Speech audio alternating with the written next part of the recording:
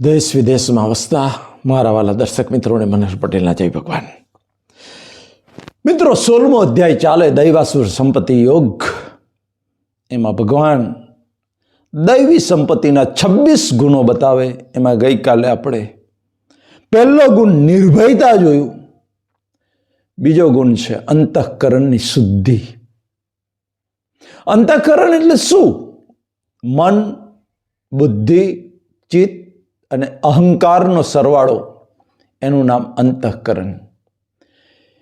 હે અર્જુન, અંતઃકરણની શુદ્ધિવાળો જે મનુષ્ય છે એ જ્ઞાની છે, પવિત્ર છે.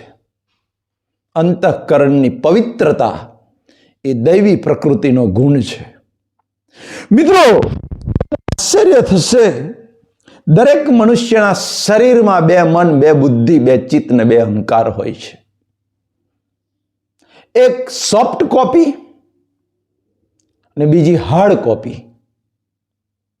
હાર્ડ કોપી ઉપર મારો ને તમારો કંટ્રોલ નથી, પણ સોફ્ટ કોપી ઉપર મારો ને તમારો સંપૂર્ણ કંટ્રોલ છે.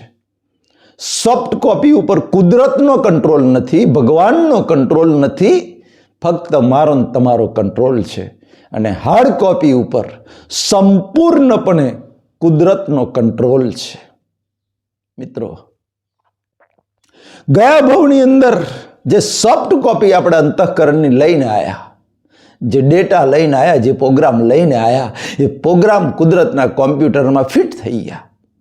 એના ડેટા અત્યારે નેચર પાસે છે, કુદરત પાસે છે.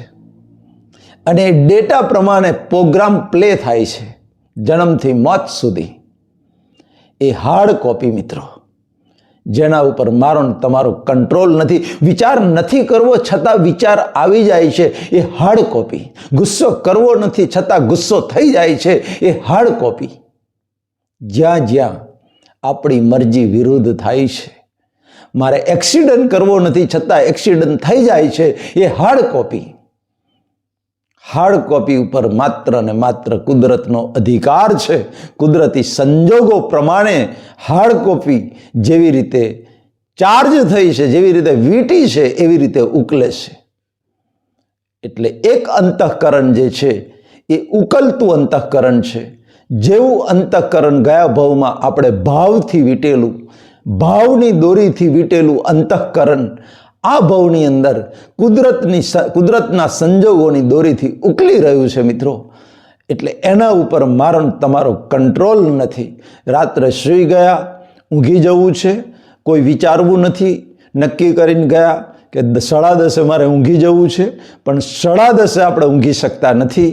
કોઈ પણ એવો વિચાર મગજમાં ઊભો થઈ જાય કે રાતના 12 વાગી જાય, ખાટલામાં પાહો ઘસીએ છતાં ઊંઘ આવતી નથી. મારે તો 10:30 ઘસઘસાટ ઊંઘી જવું છે, છતાં હું ઊંઘી કેમ નથી શકતો, કેમ 12 વાગ્યા સુધી ખાટલાનો પાહો ગહવો પડે છે. એ જ બતાવે છે કે જે મન જે છે એ ઉકલતું મન છે, કે જેના ડેટા કુદરત પાસે છે. એ હાર્ડ કોપી જેને કહેવાય, એ હાર્ડ કોપી ઉપર મારો તમારો કંટ્રોલ નથી. એ હાર્ડ કોપી ઉપર કુદરતનો કંટ્રોલ છે મિત્રો. બીજી સોફ્ટ કોપી, જેના ઉપર મારો તમારો સંપૂર્ણ કંટ્રોલ છે. કુદરતે અધિકાર આપી દીધો છે, સત્તા આપી દીધી છે. અને એ હાર્ડ કોપી જે તૈયાર થઈ રહી છે, મન, બુદ્ધિ, ચિત્ત, અહંકાર. બીજા શબ્દોમાં કહીએ તો એક સ્થૂળ અંતઃકરણ અને બીજું સૂક્ષ્મ અંતઃકરણ. સ્થૂળ મન અત્યારે ઉકલી રહ્યું છે અને સૂક્ષ્મ મન, આવતા ભવનું નવું મન, એ નવો ભવ તૈયાર કરી રહ્યું છે. એની ડિઝાઇન તૈયાર કરી રહ્યું છે કે આવતા ભવે હું કયા અવતારમાં જન્મ લઈશ, કઈ યોનિમાં જન્મ લઈશ. એ અંદરનું જે સોફ્ટ કોપી છે, એ મન, બુદ્ધિ, ચિત્ત, અહંકાર, એ ચારે ચાર અંદર નવો પ્રોગ્રામ ફિટ તૈયાર થઈ રહ્યો છે. એની પર સંપૂર્ણ સત્તા આપણી છે. જેવા ભાવ કરીશું એવું અંતઃકરણ તૈયાર થઈ જશે. એવું મન, એવી બુદ્ધિ, એવો ચિત્ત, અહંકાર. જેવા ભાવ એવું અંતઃકરણ તૈયાર થઈ જશે અંદર. એટલે મિત્રો, ભાવ સત્તા જે આપણી પાસે છે એ જેવા સારા ભાવ કરીશું તો સારું અંતઃકરણ તૈયાર થશે, ખરાબ ભાવ કરીશું તો ખરાબ અંતઃકરણ તૈયાર થશે. ભાવ કરવાની સંપૂર્ણ સ્વતંત્રતા મનુષ્ય માત્રની છે. કેવા ભાવ કરવા એ આપણા હાથની વાત છે. સારા ભાવ કરવા કે ખરાબ ભાવ કરવા. એટલે મિત્રો, કોઈ પણ સંજોગોની અંદર ગમે એવા ભાવ, એ ભાવ આપણી ઉર્ધ્વગતિ અને અધોગતિનું કારણ જો હોય તો એ ભાવ છે મિત્રો. એટલે ખાસ સમજી લેજો કે એક અંતઃકરણ ઉકલતું અંતઃકરણ અને બીજું અંતઃકરણ જે છે એ સોફ્ટ કોપી. ગીતામાં જે અંતઃકરણની શુદ્ધિની વાત કરી છે એ હાર્ડ કોપીની નથી વાત કરી. ઉકલતું અંતઃકરણ છે એની વાત નથી કરી. જે અંતઃકરણ અંદર આવતા ભાવની નવી ડિઝાઇન તૈયાર થઈ રહી છે, એ નવી ડિઝાઇન જે તૈયાર થઈ રહી છે, સૂક્ષ્મ અંતઃકરણ, એની શુદ્ધિની વાત કરી છે. કારણ કે સ્થૂળ અંતઃકરણ એ તો કુદરતની સત્તામાં છે. એ પ્રોગ્રામ, એ ડેટા તો કુદરતના હાથમાં છે.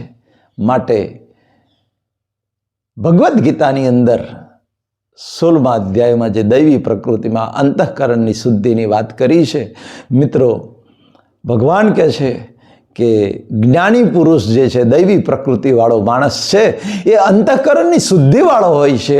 એની બહારનું અંતઃકરણ ગમે તેવું હોય, બહારનું તો ગમે એવું અંતઃકરણ રદ્દીશ ભંગાર અંતઃકરણ લઈને આવ્યો હોય, પણ એ ઉકલતું, એ નીકળતું, એ છૂટતું અંતઃકરણ છે. પણ અંદર આવતા ભાવનું જે અંતઃકરણ છે ને, એમાં એ જાગતો હોય, ભાવમાં જાગતો હોય. કોઈ પણ ખરાબ ભાવ ના થાય, અને ખરાબ ભાવ કદાચ થઈ જાય તો તરત જ એના પર ચોકડી મારી અને એને સુધારી લે, એનો પસ્તાવો લઈ લે, જેથી નવું અંતઃકરણ જે તૈયાર થાય છે એ શુદ્ધ અંતઃકરણ, મન બુદ્ધિ ચિત્ત અહંકાર, એ શુદ્ધ અંતઃકરણ તૈયાર થઈ જાય અને આવતો ભાવ એનો ભવ્ય બને. આવતો ભાવ ઉર્ધ્વ ગતિને પામે, આવતો ભાવ દૈવી ગતિને પામે, આવતો ભાવ જ્ઞાનીને ઘેર જન્મ થાય, આવતો ભાવ મનુષ્ય ગતિનો મળે અને એ અધોગતિમાં ક્યારેય ના જાય. અને એનું રૂટ કોઝ, અંતઃકરણનું રૂટ કોઝ છે ભાવ.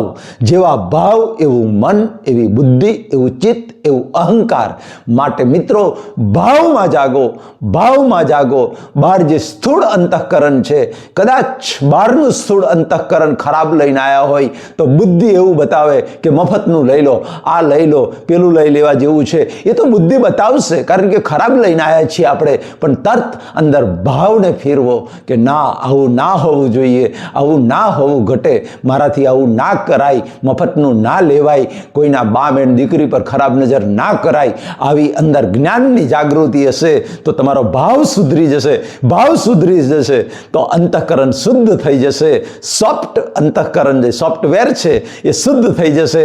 અને શુદ્ધ થયેલું સોફ્ટવેર આવતા ભવે હાર્ડવેર થઈને આવશે. ત્યારે જન્મથી મિત્રો શુદ્ધ અંતઃકરણ, શુદ્ધ દૈવી પ્રકૃતિ લઈને આપણે જન્મ લઈશું, એમાં કોઈ શંકા નથી. પરમપિતા પરમાત્મા મારા વાલા દર્શકોને લાંબુ નિરોગી આયુષ્ય આપે, હૃદયથી પ્રાર્થના. મનોહર પટેલના જય ભારત, જય હિન્દ, જય ગુજરાત.